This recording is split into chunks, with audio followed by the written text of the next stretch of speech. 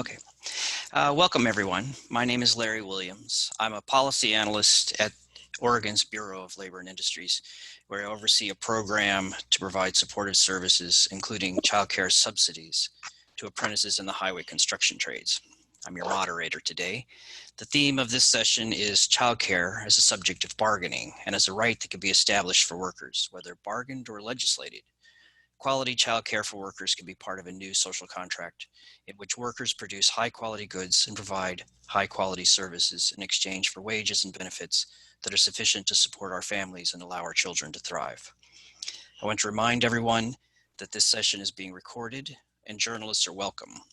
If you are stating something that is off the record, you will need to make that clear. Otherwise, anything stated in the session will be considered to be open information. The session will be a mix of pre-recorded and live presentations, but all of the presenters are here to take part in the discussion. Please use the chat box to type any questions that you have and specify the presenter to whom the question is directed. In the interest of time, I will be choosing some of those questions for presenters to answer. After the presentations, there's an open forum as time allows. At that time, raise your virtual hand to be recognized and keep comments brief. Thanks for joining us. Now let me introduce our first presenter, Ariane Hegowich. Ariane is the Program Director for Employment Earnings at the Institute for Women's Policy Research, an independent think tank in Washington, D.C.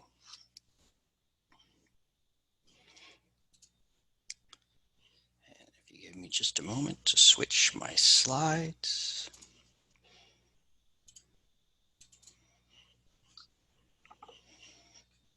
Thank you, Larry, for that introduction.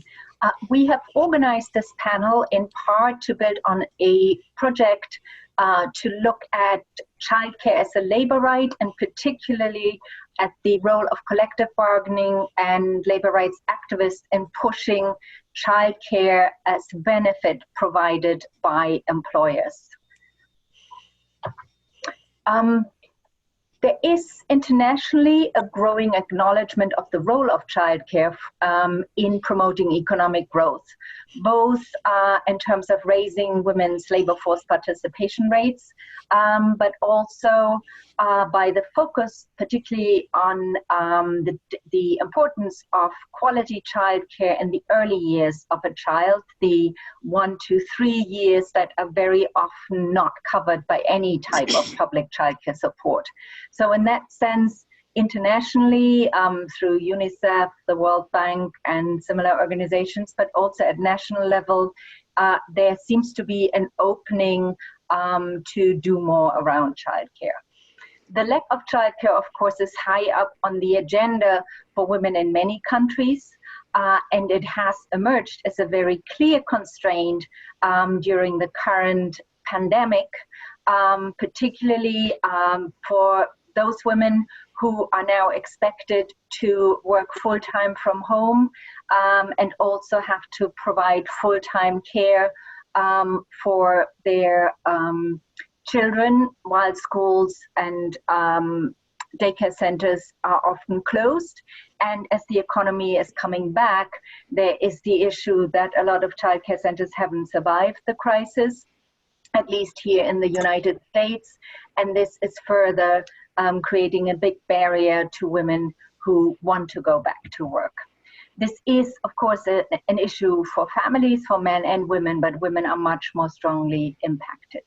We started to work on this through doing work for the International Finance Corporation, the private sector arm of the World Bank, on the business case for childcare, doing case studies with companies in 9 different countries.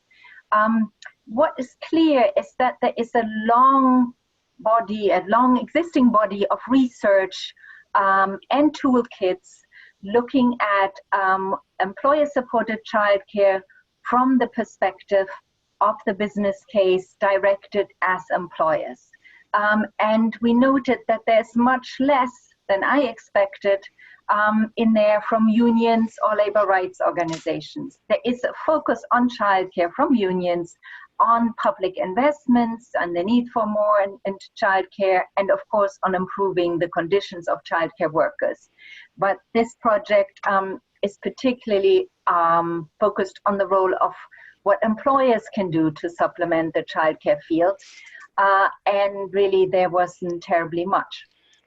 I should say outright, we realize, of course, that employer-supported childcare is not a substitute for properly funded childcare infrastructure, but it is an important complement, both in helping to cover the type of hours, early morning, late, weekends, that even the best publicly funded project is unlikely to cover, but also to add more resources, given that childcare is expensive. So what we did is, firstly, we conducted stakeholder interviews with organizations who push for good jobs through the supply chain, fair labor organizations, with international organizations, UNICEF, ILO, World Bank, and the international unions, and also a lot of other, national unions. And what was interesting is that when we asked, what about employer-supported childcare? Is that on the agenda? Why not? A lot of the time there was a kind of silence saying, good question. We haven't really thought about it. I guess part of this is because in the 20 years, a bit over 20 years, in which the decent work agenda has really been taken off to try and improve jobs in the wake of globalization, there has been very much a focus on very basic rights. Well, I would include gender equality and non-discrimination among those basic rights, but it was not that much. However, it focused on having a job, being paid for your job, having the right to organize, getting overtime, having safe and healthy and safe conditions. But what people are saying is that there may be an opening now to do more, or at least there was before the COVID crisis. And what we also did, and which feeds into this session more strongly, is case studies in 6 countries. 5 of these are kind of lower or middle income countries that have some kind of legislation mandating employers to provide childcare, providing a lever possibly for unions to use that for bargaining, and then also the United States. And the United States is interesting because clearly there is and was a huge childcare crisis. Some states have commissions on how to tackle this. But still we did not find that much activity. And two of the inspiring initiatives are present here. The 1199 SEIU New York Childcare Fund, which focuses on the healthcare sector, well organized, and 80% or more female workforce. And then a smaller but also very inspiring project from Oregon, Labor Littles, which works in the construction industry, 95% male, also quite well organized there. And that focuses on bringing together union tradespeople with union childcare providers to cover childcare in the early hours of the day. And then last not least, not covered in our report, is Rock United, who work with low wage, low union density workers and use childcare as an organizing tool. So the question is, why are these initiatives so rare? The first issue is women need childcare, but they often don't see it as the responsibility of the employer. So part of organizing is also to say this is part of the bargaining agenda. The second issue is there's too much focus on workplace childcare centers, leading to a lot of white elephants, because particularly people who commute or have long, which a lot of people do, or who have older kids, you do not want to log them to a childcare center an hour a day each way on a bus or something. Which leads to the third point: childcare is complicated. It's a highly regulated space. It is often quality care is not easily accessible in the labor market. It needs to be developed. Intermediaries matter, in other words, to make this, where there are intermediaries, it's much more likely for this to be feasible, such as labor littles, for example. So compared to a argument for a wage increase of 10%, it requires much more resources. Then there is demography. Not all women have children, and not all women who have children who need childcare. So there is a need to creatively expand the agenda into other care fields to increase the number of people who are behind negotiating for something like this. And then last not least, it's the issue of union strength and leadership. There are kind of three conditions that you have to get childcare on the agenda. Unions must be strong, which they often are not. So if your members keep being fired or not being paid, you're unlikely to argue for childcare. The second issue is they need to be committed to gender equality. Unfortunately, also not always a given, particularly in situations where good jobs are scarce. And you basically open yourself to competition if you open more to childcare. And the third issue is you need to be committed to bringing women to the negotiating table. So without further ado, the takeaway is the case studies show that childcare demands can mobilize women, that they help to develop women leaders and hence can change unions and grow unions, and also that it is possible this way to improve access to quality childcare. But now I would like hand back to Larry so that you can hear from some of the great examples where we are trying to change the world for more childcare. Thank you. Thank you, Ariane. Our next presenter is Deborah King. Deborah has distinguished herself as a union leader and as an advocate for women for over 50 years, serving in various elected positions in 1199 SEIU, and is a founding member and leader of both the New York Union Child Care Coalition and of the New York State Paid Family Leave Coalition. She is currently the senior advisor to the National Domestic Workers Alliance.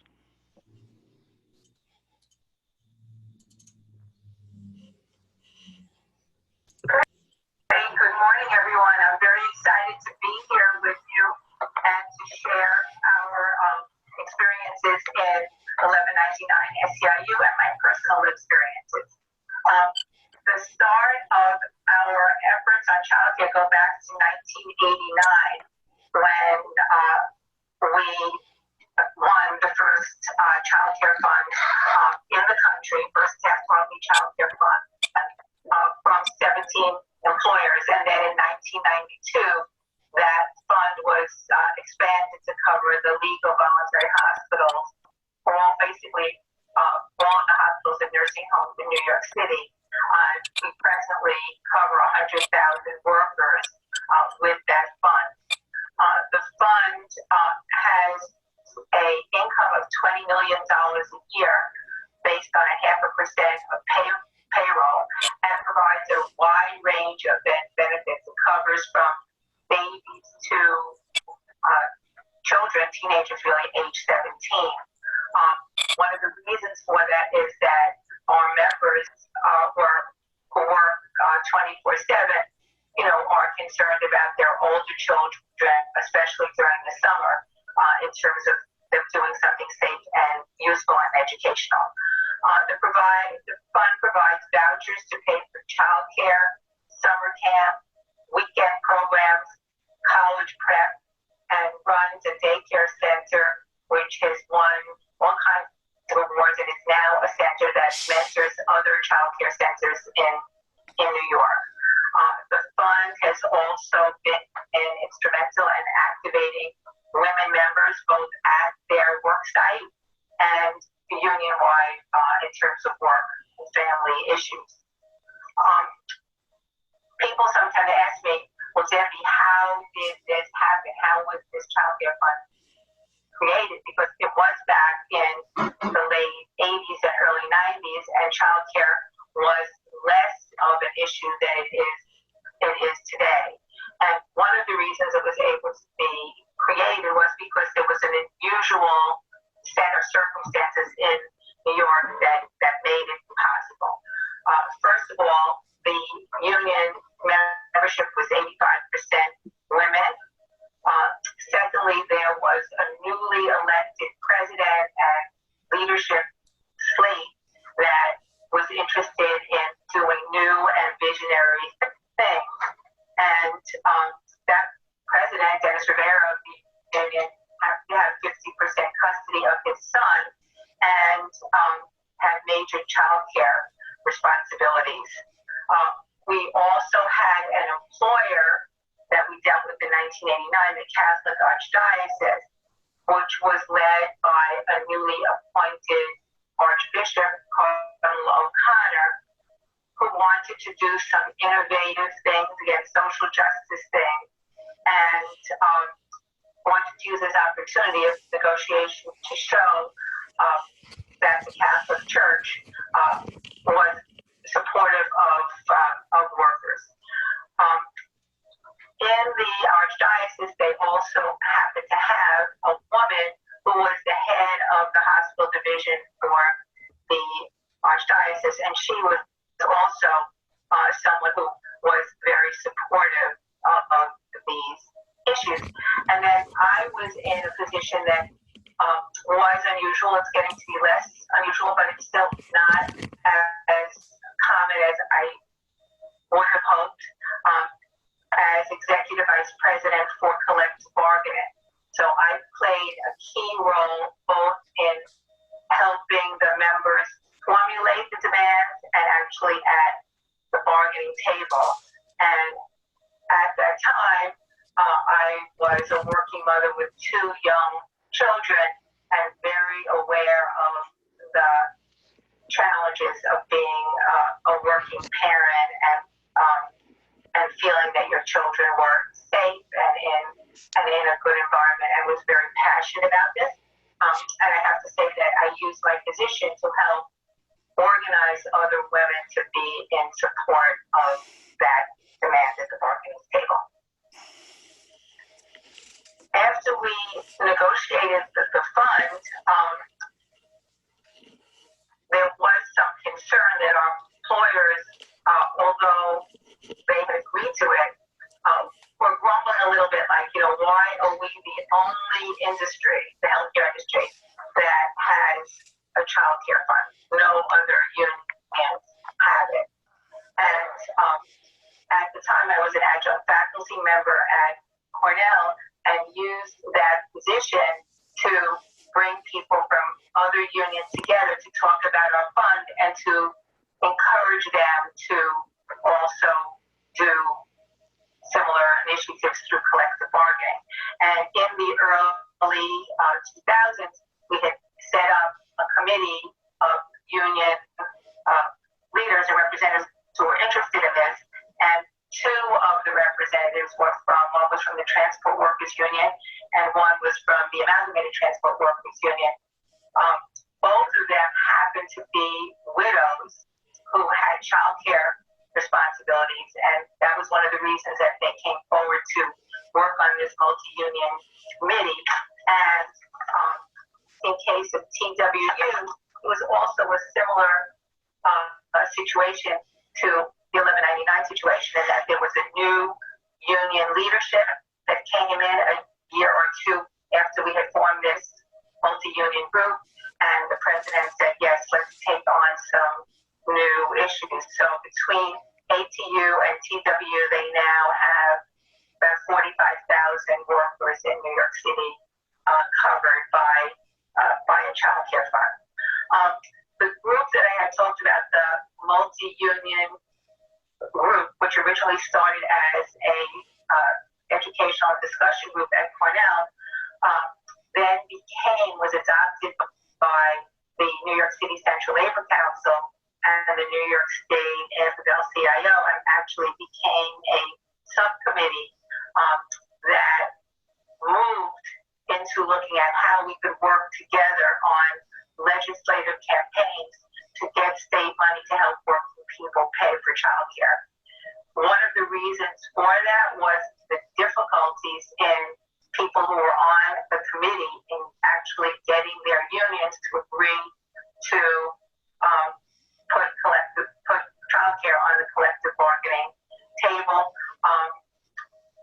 I think, as many people know, there have been long-standing problems about the rising cost of health benefits, and there were also issues that workers would not have childcare as a benefit. Were like, well, we want to put more money into pensions or other issues, and the combination of forces, or at least some of the forces that we had in 1199, didn't exist in those unions.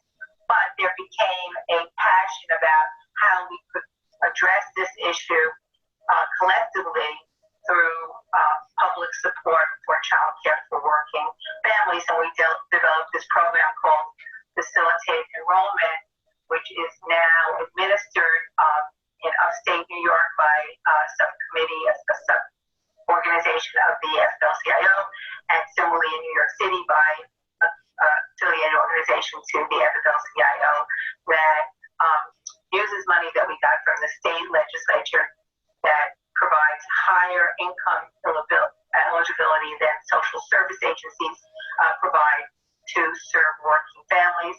And we have won over $115 million since 2005.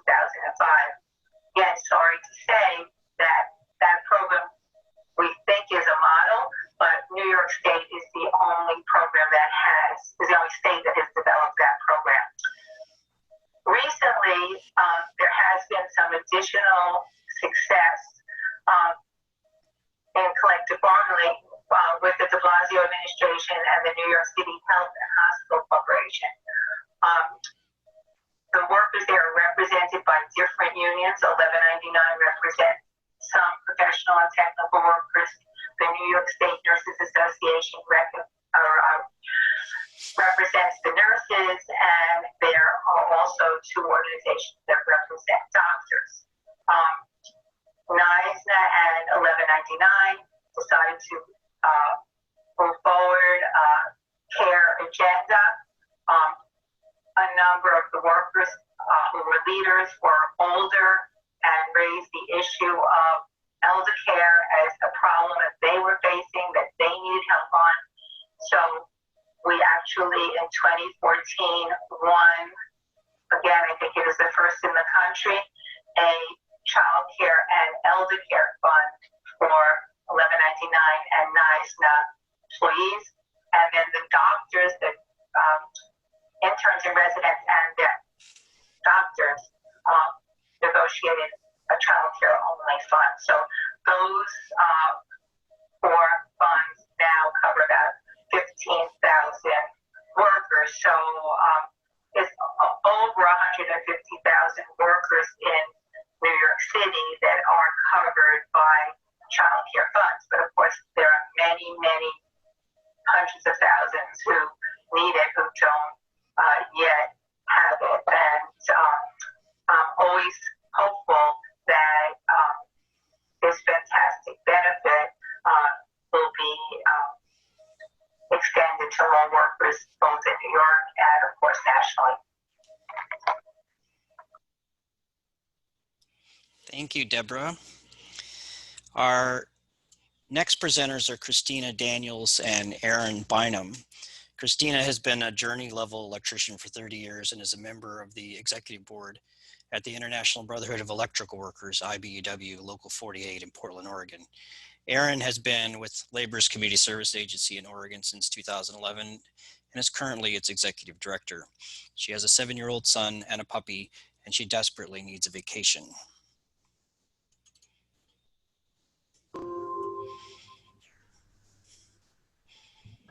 Hello. We'd like to thank you for having us here today. We appreciate being a part of this. My name is Erin. I am the Executive Director of a union-based nonprofit that serves safety net and supportive service programs to the working force here in Oregon and Southwest Washington. I have the privilege to hear from working women in all industries. Often, what I hear is workplace barriers due to childcare. So thanks for having me. And thank you, Erin. I am Christina Daniels. I'm a 30-year journey level electrician and I'm currently sitting on the executive board for IBEW, Local 48. That's the International Brotherhood of Electrical Workers. I represent workers in the greater Portland area and Southwest Washington. So our agenda today is pretty simple. We have 10 minutes and we're going to talk about two programs, the Pre-Apprenticeship Childcare Initiative that we developed together. That's called PACCI, P-A-C-C-I, and Labor Littles, which is a nonprofit we formed to address another barrier of childcare. So for those of you that don't know, I'm just going to give you a little bit of background information on what a pre-apprenticeship program is. A pre-apprenticeship program is something that a candidate chooses to go through prior to applying for a building trade apprenticeship. Once they graduate, it gives them a leg up when they go to apply for apprenticeship. The pre-apprenticeship programs target women and people of color. Typically, they are 8 to 12 weeks in length. They are free to go to. However, they're during the day. The training is during the day. So a lot of times candidates struggle because they have to quit their job to be able to go through a pre-apprenticeship program. And then when you add to that the cost of childcare, it becomes literally impossible to get through.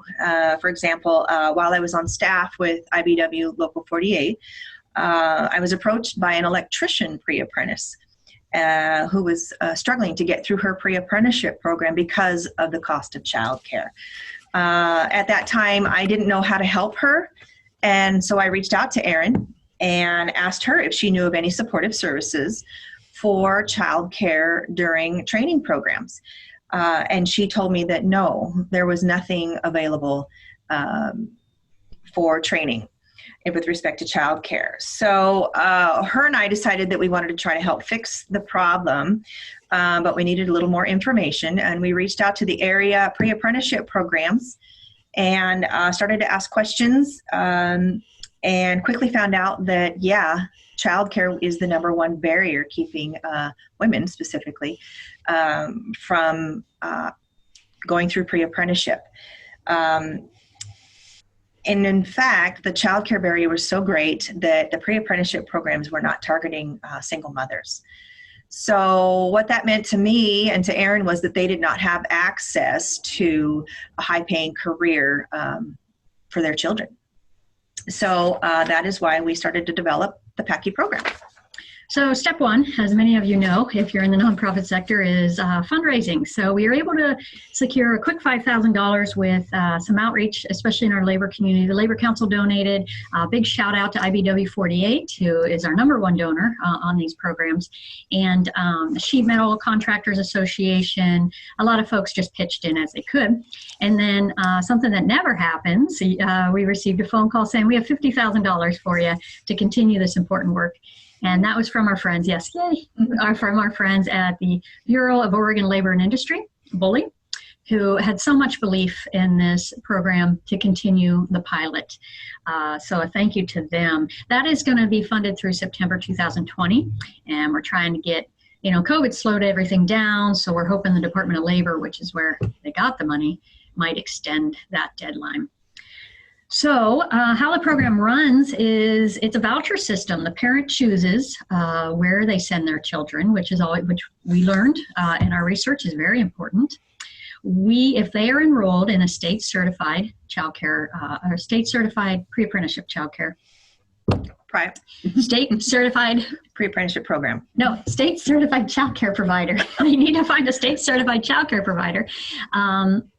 then we will cover that cost while they're in state certified pre-apprenticeship training programs, such as Oregon Tradeswomen, which does amazing work, Constructing Hope, which focuses on formerly incarcerated community, getting them into some good high-paying jobs.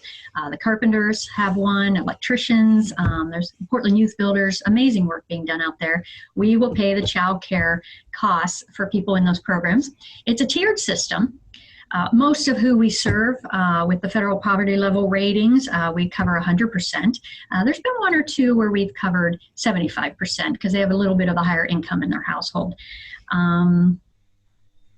To date, we have served 100% women and people of color, actually is how it's worked out. And that really shows the need in those communities for this assistance, for them to get this pathway into these good jobs. Now, Sadie, for example, is an amazing woman. She's a single mother of two, and within 18 months, she went from a dead-end job that was $13 an hour, right? She went to Oregon Tradeswomen. I think she was the valedictorian or the speaker at the graduation. She's an amazing woman. Within 18 months, she went from $13 an hour to now she's making $24 an hour. And as a first year sheet metal apprentice, she has health care and she has retirement funds. So Sadie's kicking butt, and we love her to death. And that's what this program does. Yeah. So we're hopeful with the new consortium grant that Oregon Tradeswomen wrote us into graciously enough, we're going to continue to find funds to keep PACI moving.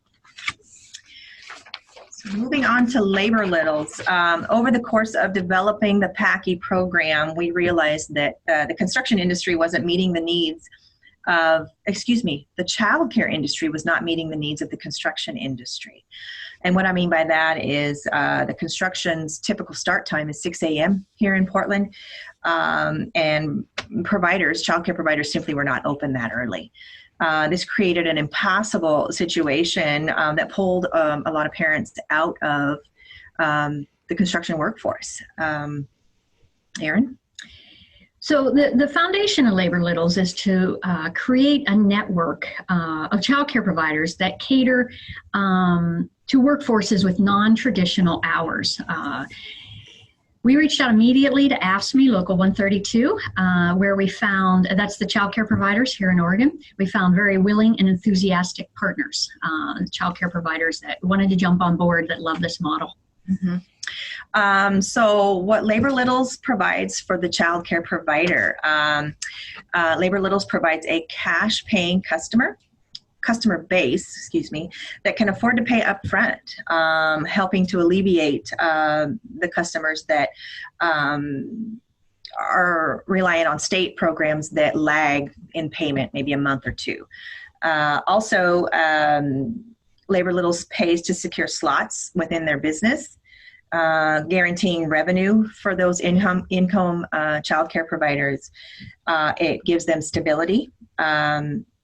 And for providers who traditionally have had a difficult time managing a budget or on a very tight budget. And furthermore, if a tradesperson removes their child from that in-home childcare provider, Labor Littles steps in, pays for that slot in the interim until Labor Littles refills that spot with another tradesperson's child. The benefit for the parents, obviously, is the early drop-off time. They're open hours that are necessary for the construction workforce. We're also asking childcare providers to provide transportation to and from school for school-aged children, among other worker-friendly policies as well. And we're not, the childcare providers are not open 24/7. That's not what we're asking. They're available 24/7. They can make appointments, like a woman in the cement masons can make an appointment when they have a pour that week at 2 a.m. There can be 6 a.m. drop-offs. These are so important to non-traditional working industries.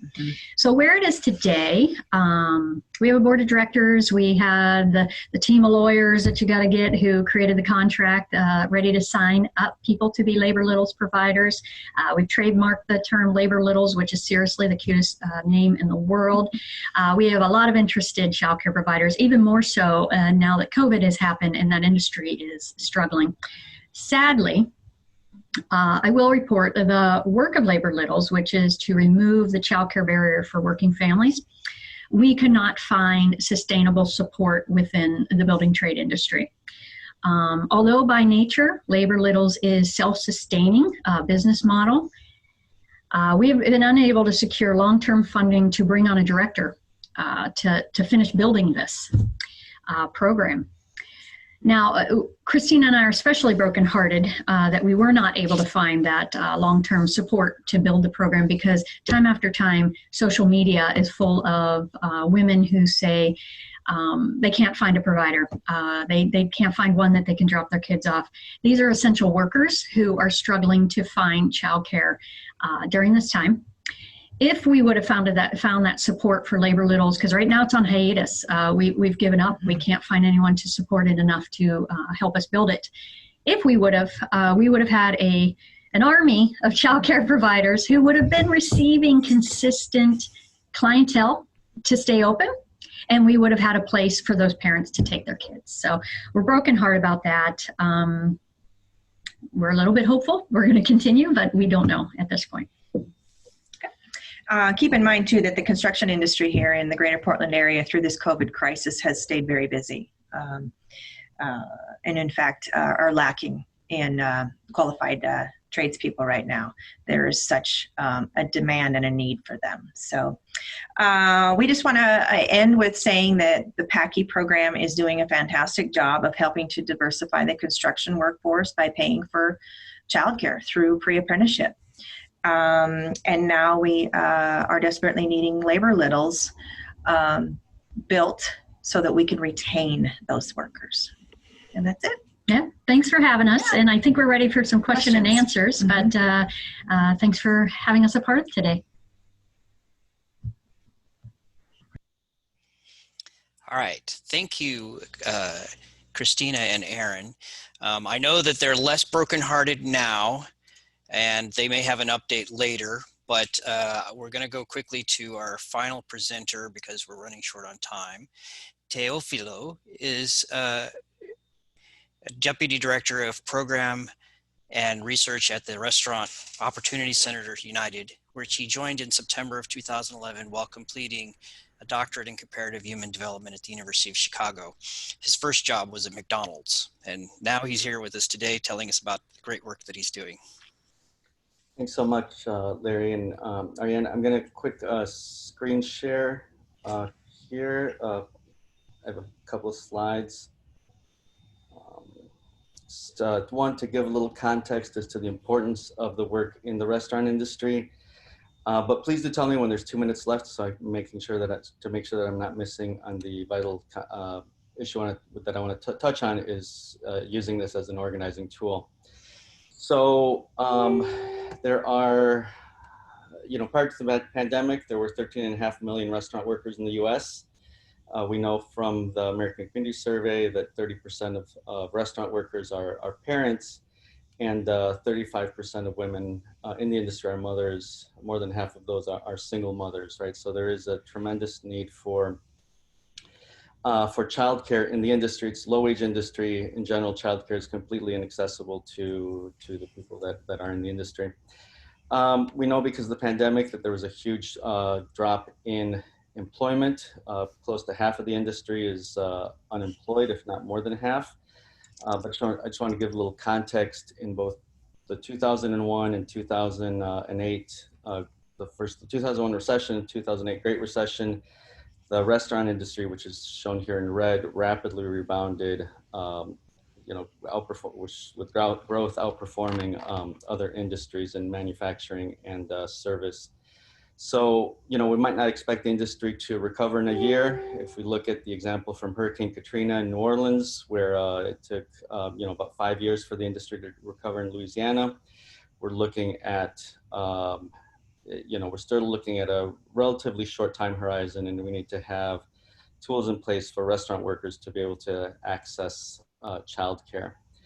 We've surveyed, in general for our research, we've surveyed thousands of workers around the country. In particular on this issue, we surveyed 200 mothers a few years ago.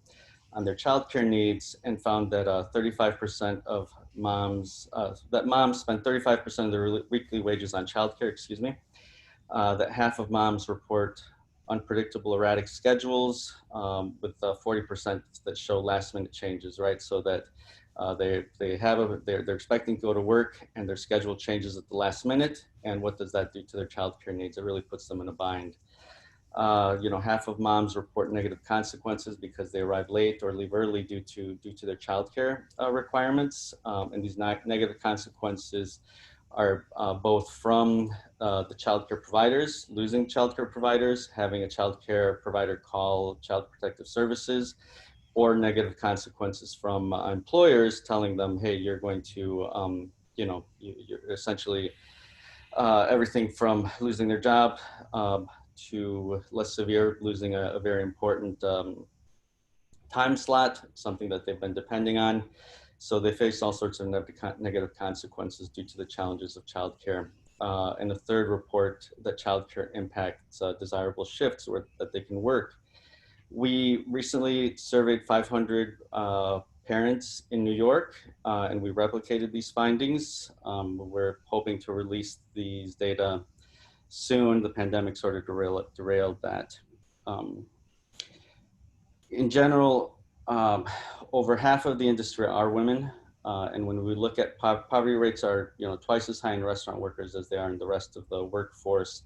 And if we look at restaurant worker moms in poverty, I quickly for this presentation, I did a breakdown by race because of the moment. I think it's important to recognize the disproportionate impact and how racism impacts us in every aspect of our lives.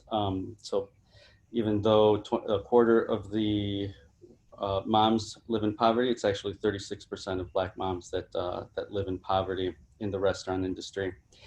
However, there's even more pernicious force at work in the restaurant industry, and that is the tipped sub-minimum wage. Over 2/3 of tipped workers are women. In some locations, it's well over 70%. And when we look at poverty rates for Black moms, those are even higher as well. And actually, these poverty rates for tipped restaurant worker moms are higher than for restaurant worker moms overall. When we look around the country at the sub-minimum wage, we see, you see this association right between the states that were below the Mason-Dixon line and the states that still follow the federal $2.13 sub-minimum wage, meaning that is all they are paid by employers, and their wages actually comes entirely from tips from customers. There are some states that have a sub-minimum wage below $5 an hour. There's a group of states that have higher than $5 an hour. There are 7 states that don't have a sub-minimum wage at all, but only 5 of those have a sub-minimum wage that's higher than $10 an hour. So pressing needs along with childcare access are definitely just the ability to earn a living wage. So what are we doing about this? We've spoken to employers. They really are, we're not a union. We can't negotiate a collective bargaining agreement. We would certainly be able to run organizing campaigns on large corporations to try to force them to provide childcare to their employees. This would be a very long-term and arduous process. And small employers simply can't afford it, right?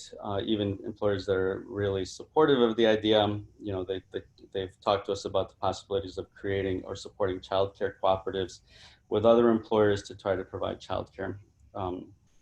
Because of this particular need of tipped workers and parents who are tipped workers to have to work in the evening or on weekends in order to be able to earn anything resembling a living wage, night care is a particularly important problem, right? Any childcare after 5 p.m. essentially, and leading well into the night. Sometimes, if you're closing down 3 a.m. or depending on your city location, potentially all night and into the morning. So that is a huge barrier of entry for restaurant workers who actually want to be able to provide for their families. We've developed a tool called the Village app, which is a tool for restaurant parents to meet each other, build trust, essentially form affinity circles so they can share childcare responsibilities with each other. The app itself it's you know, akin to a dating app. There's a profile of yourself, of who you are as an individual, right? Uh, and there's opportunities that we're developing within the app for people to gain enrichment skills in order to support very young children, as well as other tools that would then make them, that would allow them to be rated higher by other people, other parents that want to share childcare responsibilities, right? So that's something that's sort of a process that people can participate in to become, to be able to provide a better childcare to each other, and that they have a vested interest because they are parents themselves. There are 4 million parents in the restaurant industry, right? So that's a very large market, and we will need to be marketing this to thousands of parents to get on the app to actually make it a viable tool. We have the app ready. We wanted to launch it, but around now, but the pandemic delayed that. So we're still in a testing phase of recruiting parents to pilot it. And then we're starting with the pilot and release first in the Bay Area, which is where our funding for the app comes from. And once we're able to feel comfortable about it, we're going to move it nationwide with the desire to recruit, you know, hundreds of thousands of workers to it, worker parents to it. You know, at the end of the day, though, this is you know, this is a Band-Aid. This is a stopgap measure. It's vitally necessary for parents because they are, because childcare is such a challenge, as I think most of us know on this, that are on the panel and who are watching this presentation.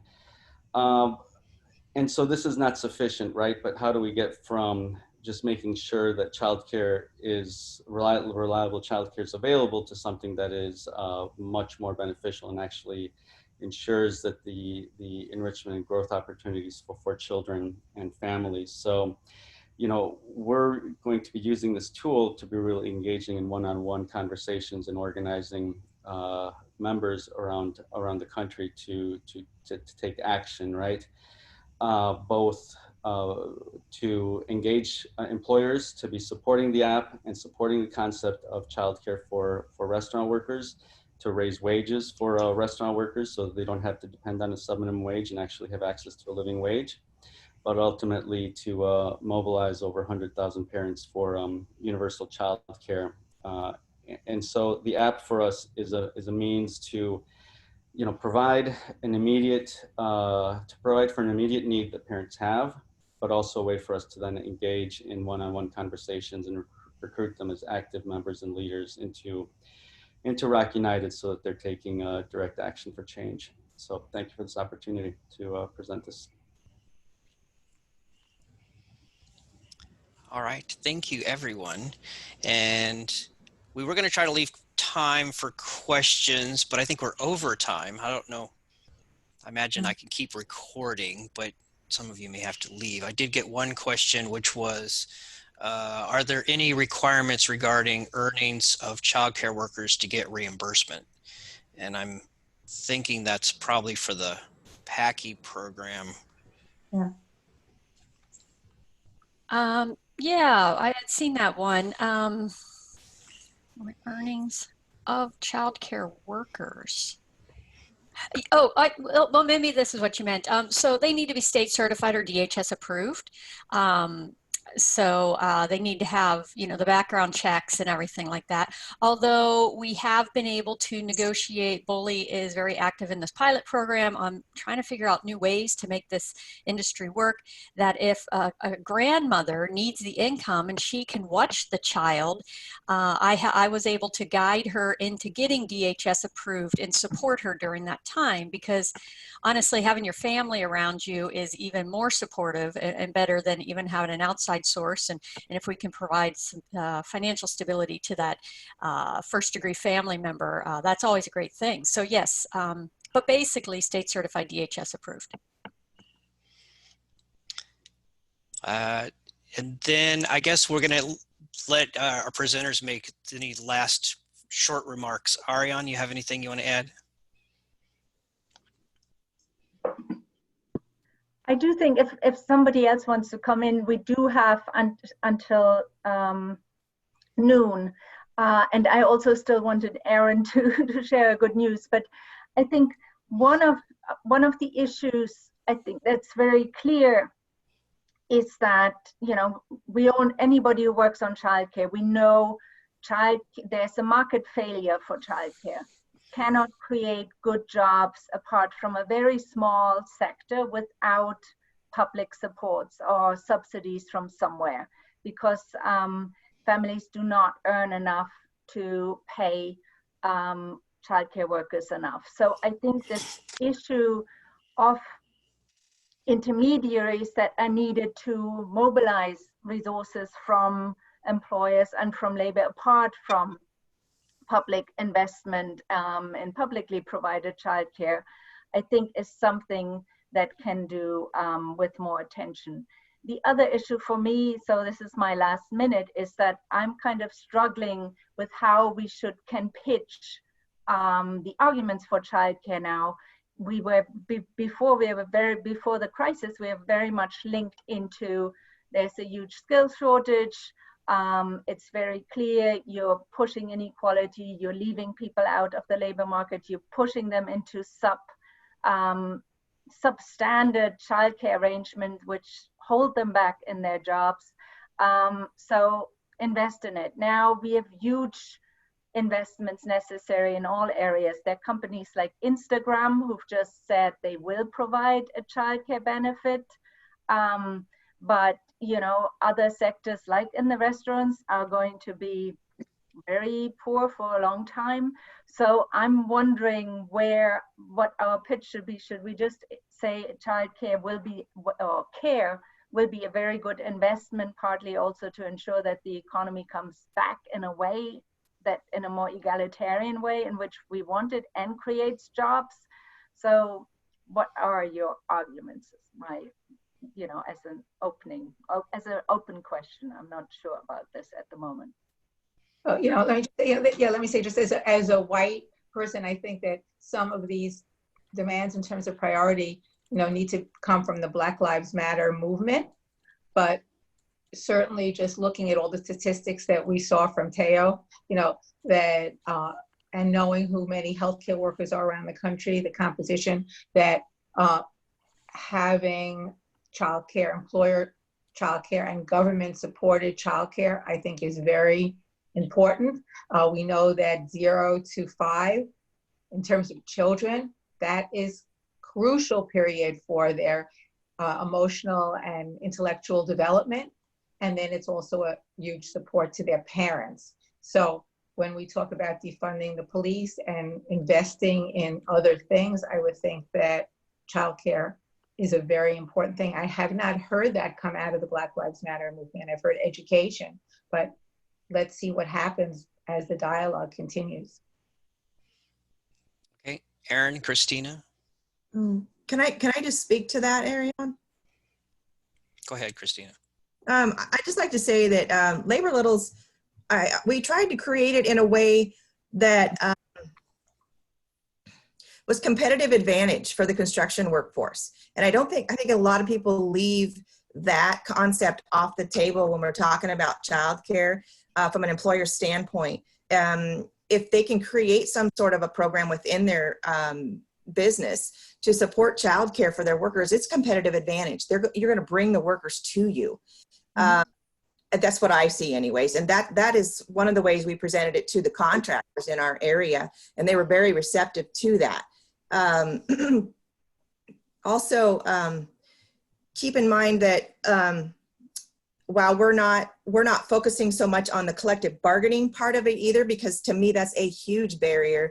Having been involved with union supportive services or with my union for over 18 years, I didn't want to go there because I realized that barrier is huge. And I'm absolutely impressed with what Debbie has brought to the table, and I'm very curious more about what she's done. However, Labor Littles is created in a way that is self-supporting and benefits both the worker and the construction workforce from a competitive advantage standpoint. It's just developed strictly for unions. also as an organizing tool to bring the non-union to our door. So those are some ideas from an employer standpoint that we're able to bring them to the table and sell the idea to them. That makes sense. Thank you, Christina. Aaron, you had an update on the labor littles? Yeah, we recorded that session last Sunday, a week ago, and since then I had 2 independent phone calls from 2 very large entities in our building trades. Both of them getting on the phone and saying, "Hey, Aaron, what needs to happen to make labor littles happen now? Like, what do we need to do? We need to move forward on this." So a big thank you to IBEW 48, who's always been a big supporter, who is wanting to push this agenda as hard as they can to get other unions to finally step up. And also the Columbia Pacific Building Trades, who called and said, what do we got to do to get labor littles alive? And yeah, so those are 2 really big players here in our area, and excited about what that could mean. Because I think they're seeing like, oh my gosh, had we had this, we would have had an army of providers being supported. We would have had a place for our workers to take their kids. So, you know, it's maybe now's the time. Maybe this needed to happen and we can get labor littles going up. So just a funny announcement. Thank you. Teo, you got any last thoughts? You know, just from our perspective, we know that if we don't increase our worker power and our members' power, that we're not going to be able to make, achieve any of these goals. We've been excluded from even basic paid sick leave benefits, for the longest time, and it's taken years of effort to get included. And so our goal is to increase our organizing capacity so that we can actually win these things, right? Otherwise, we know that restaurant workers aren't going to be provided these opportunities. Okay, thank you, everyone. And for my own part, I'll give a plug to the Respectful Workplace session about Oregon tomorrow with some of my colleagues, and Maura Kelly is going to talk more about my program. So, and thank you, everyone, for coming, and I'm going to try to keep you on schedule. So have a good rest of your day. Thanks, everybody. Thank you. No questions.